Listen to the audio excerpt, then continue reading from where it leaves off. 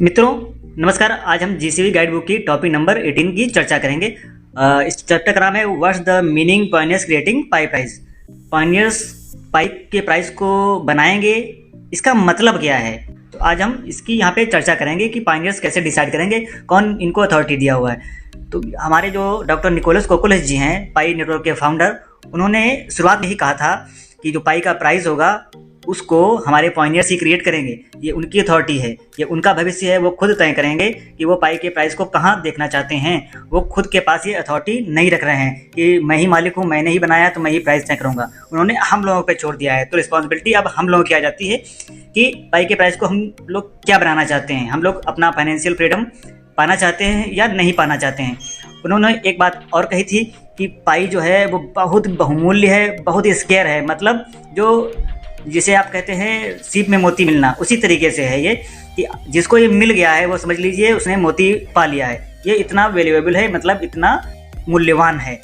तो हम लोगों को क्या करना है कि इस जो ग्रेट प्रोजेक्ट ये आया है, जिसको बनाने वाले डॉक्टर निकोलस जी हैं, इसको हमें सक्सेस करने के लिए हमें जीसीबी प्राइस पे आना होगा। जीसीबी आंदोलन चल रहा है, उसमें हमें पार्टिसिपेट करना होगा।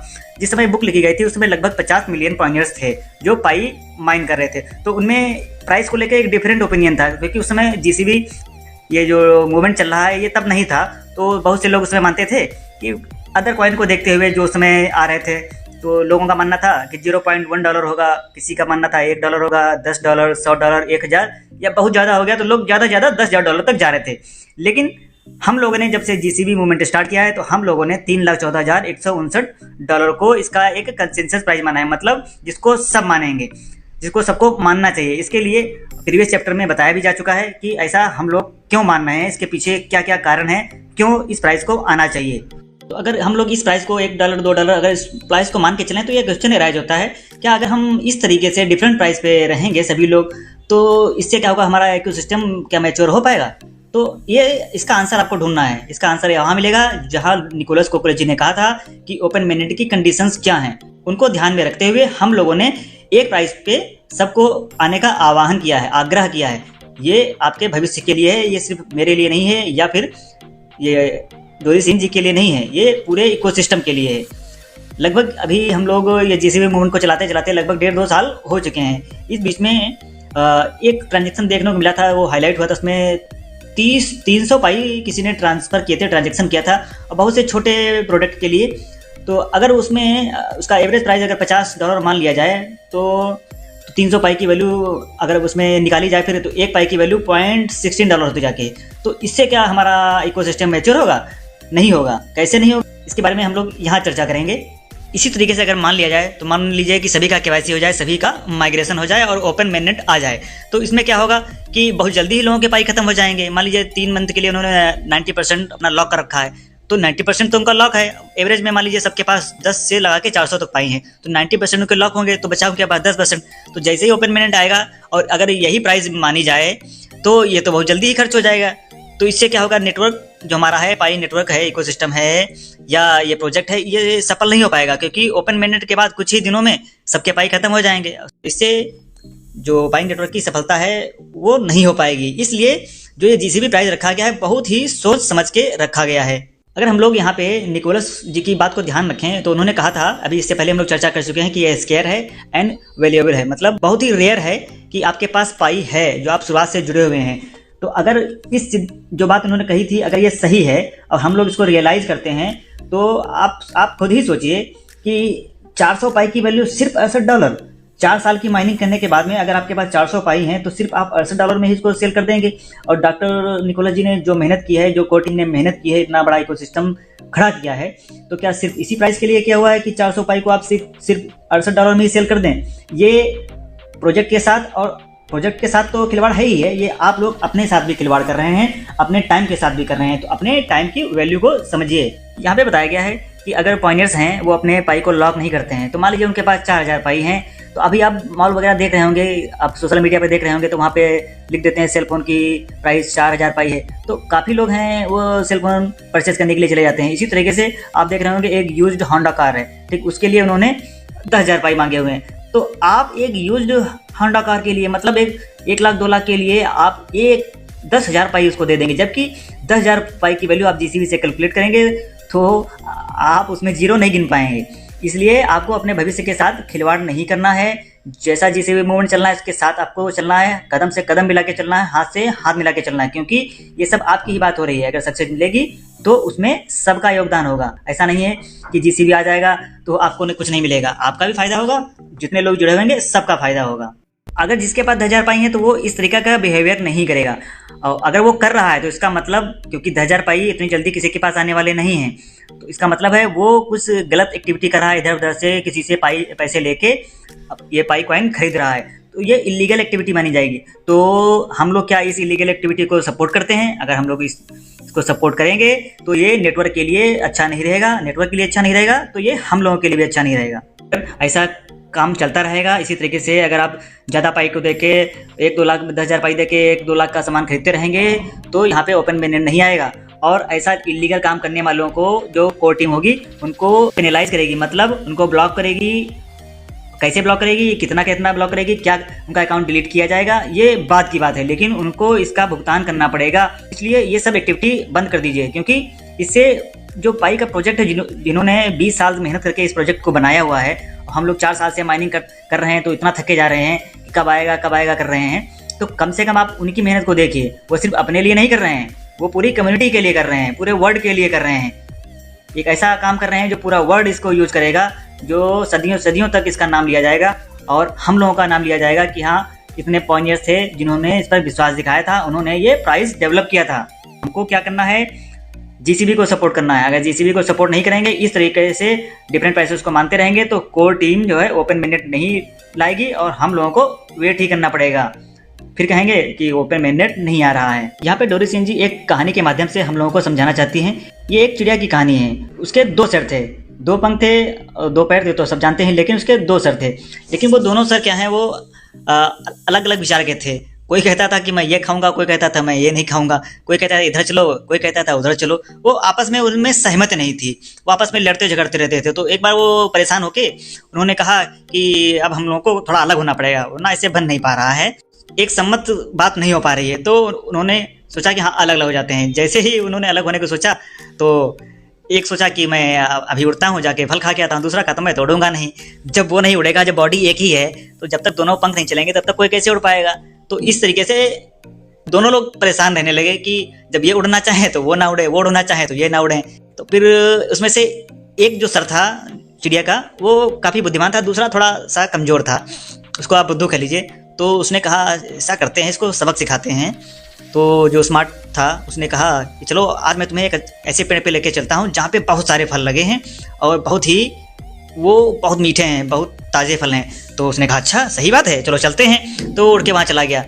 जो एक सर था वो तो खाने लगा, बुद्धिमान था वो फल नहीं खा रहा था, लेकिन वो ऐसे ही कह रहा था हाँ बहुत स्वादिष्ट हैं, बहुत स्वादिष्ट हैं, क्योंकि वो जान रहा था कि जो फल के पेड़ पे मैं इसको लेके आया हूँ बुद्धू को, वो जहरीला है, ये खा के मर जाएगा तो मैं आज़ाद हो जाऊंगा। तो बुद्धू था वो अपना खा रहा था, कह रहा था वाह वाह क्या कितना बढ़िया फल है, कितना मीठा है। वो जो खाता रहा, धीरे धीरे उसके शरीर क्या पूरे शरीर में जहर फैल गया और वो मर गया। इसी तरीके से दूसरा भी मर गया, क्योंकि शरीर तो एक ही था। इससे हमें क्या सीख मिलती है? तो इससे हमें ये सीख मिलती है कि हम लोग पाई नेटवर्क में भी आपस में जुड़े हुए हैं। मतलब अगर किसी एक को नुकसान होगा, अगर आप किसी अदर पायनियर को नुकसान पहुंचाने की सोचेंगे तो वो नुकसान आपको भी होगा, क्योंकि हम लोगों का जो इंटरेस्ट है, फाइनेंशियल फ्रीडम है, वो सबका एक साथ जुड़ा हुआ है। तो इसलिए ऐसा नहीं है कि सब लोग अपना अपना प्राइस तय कर लें और जीसीबी को सपोर्ट ना करें और वो कहने लगें ये तो बहुत ज़्यादा है। बहुत ज़्यादा कुछ नहीं है, क्योंकि जो कुछ होता है वो हम लोगों के मानने पे होता है। जो कम्युनिटी मान लेती है, कहीं भी आप जाएंगे वहाँ पे कोई कम्युनिटी किसी बात को मान लेती है तो वही कानून बन जाते हैं। जैसे पुराने समय में पंचायत में होता था, वहाँ बड़े बुजुर्ग जो कह देते थे वो नियम कानून हो जाते थे। उसी तरीके से आज के समय में आप देखेंगे कुछ एलीट पर्सन बैठे, पढ़े लिखे लोग बैठे, जिनको माना गया है कि पढ़े लिखे लोग हैं, वो बैठे, उन्होंने एक बुक लिख दी, उस हिसाब से सब कुछ चल रहा है, मान लिया गया है कि हाँ ये सही है, ये गलत है। इसी तरीके से ये भी है, क्योंकि माइनिंग हम लोग कर रहे हैं तो यहाँ पे हम लोग ही डिसाइड करेंगे कि पाई का प्राइस क्या रहेगा। जैसा कि पाई के मिशन में कहा गया है कि हम लोग पाई को वर्ल्ड करेंसी के रूप में देख रहे हैं। तो वर्ल्ड करेंसी के रूप में अगर इसको स्थापित करना है तो इसके कुछ कैरेक्टरिस्टिक्स होते हैं, उनको फॉलो करना पड़ता है। तो उनके बारे में प्रीवियस चैप्टर में भी चर्चा की जा चुकी है, तो आप वो सुनेंगे तो आपको अच्छे से समझ में आ जाएगा। सर्कुलेशन, पेमेंट, स्टोरेज वगैरह, एक करेंसी में जो होना चाहिए अगर वो नहीं होगा पाई में, तो पाई नेटवर्क फेल हो जाएगा। पाई नेटवर्क फेल हो जाएगा तो उसमें हम लोग भी फेल हो जाएंगे। इतने दिन की जो माइनिंग कर रहे हैं, इतना मेहनत कर रहे हैं, वो सब बेकार हो जाएगा। यहाँ पे बताया गया है कि हम पाइनियर्स को ही जो प्राइस में एकरूपता नहीं है उसको मिटाने के लिए हम लोगों को ही आगे आना पड़ेगा। इसीलिए डोरी सिंह जी ने इस बात को बहुत पहले ही समझ लिया था। 1.5-2 साल हो गए तब से वो ये मूवमेंट चला रही हैं। तो क्योंकि पाई जो कोर टीम है इसमें इंटरवीन नहीं कर सकती मार्केट में, कुछ ऐसे रूल्स रेगुलेशन होते हैं SEC के अमेरिका में, तो वो इंटरवीन इसमें नहीं कर सकते हैं। लेकिन हम लोग कर सकते हैं क्योंकि हम लोग पाइनियर्स हैं, हम लोग इसके यूजर्स हैं, हम लोग इसके मेकर्स हैं। ड्रीम तो पाई नेटवर्क का ही है, उनकी कोर टीम का ही, उन्होंने ही देखा। उनके सपने को साकार करने के लिए वो भी प्रयास कर रहे हैं और हम लोगों को भी ये प्रयास करना चाहिए। और उनके जो सपने हैं, अगर उन सपनों को हम लोग अपना सपना बना लेंगे तभी हम लोगों को इसका प्राइस $3,14,159 देखने को मिलेगा। एक उदाहरण यहाँ पे दिया गया है, जैसे आपने एक बिल्डिंग बनाई, अच्छा सा घर बनाया, उसमें आपने 10 मिलियन USD लगा दिया, ठीक। अब आप उसको सेल करना चाहते हैं। अगर आप उसका प्राइस निर्धारित नहीं करेंगे, प्री डिटरमाइन नहीं करेंगे, लोगों को नहीं बताएंगे, तो लोग अपने मन से ऑफर करेंगे कि हाँ इसका आप $10 ले लीजिए, $100 ले लीजिए, $1,000 ले लीजिए, इतना ही लगा होगा। क्योंकि वो लोग एक अंदाज में एक वैल्यू लगाएंगे, एक अंदाजा लगाएंगे, एक गेस लगाएंगे कि हाँ इसका वैल्यू इतना होगा। लेकिन वो आपको बताना पड़ेगा, वो आपको समझाना पड़ेगा कि मैंने इसमें क्या क्या लगाया है, इसके वैल्यू क्या होनी चाहिए, इतना प्राइस इसमें, इतना समय लगाया, इतना मटेरियल लगाया। जब तक आप वो बताएंगे नहीं तब तक उसकी वैल्यू को कोई सपोर्ट नहीं करेगा, ना मानेगा। इसी तरीके से पाई नेटवर्क का प्राइस है कि हम लोगों को बताना पड़ेगा, समझाना पड़ेगा इसकी विजन क्या है, इसका मिशन क्या है और हम लोग किस हद तक इसको अपने में समाहित किए हुए हैं, ये लोगों को समझाना पड़ेगा। यहाँ पे बताया गया है कि क्रिप्टो करेंसी का प्राइस निर्धारित करना और जो ट्रेडिशनल सप्लाई एंड डिमांड का जो मॉडल होता है, जो हम लोग पढ़ते हैं, वो उससे काफ़ी अलग होता है। तो पाई नेटवर्क का जो ओपन मेननेट का प्राइस है वो सप्लाई डिमांड पर आधारित नहीं होगा, क्योंकि कोकुलस जी ने कहा है कि इसका प्राइस जो है पायनियर्स निर्धारित करेंगे।